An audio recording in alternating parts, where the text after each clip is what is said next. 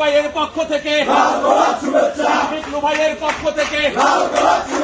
মেহেন্দিগঞ্জের পক্ষ থেকে উত্তর জেলার পক্ষ থেকে মেহেন্দিগঞ্জের পক্ষ থেকে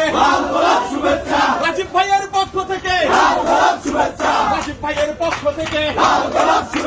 মেহেন্দিগঞ্জের পক্ষ থেকে উত্তর জেলার পক্ষ থেকে রাজীব ভাইয়ের পক্ষ থেকে মুন্না ভাইকে ভাইকে ভাইকে আজ সকাল 9টায় কেন্দ্রীয় নির্বাহী কমিটি গঠন করা হয়েছে। দেশ নায়ক তারেক রহমান বাংলাদেশের চলমান যে গণতান্ত্রিক আন্দোলন এবং গণতন্ত্র ফিরিয়ে আনার যে সংগ্রাম, সেই সংগ্রামকে বেগবান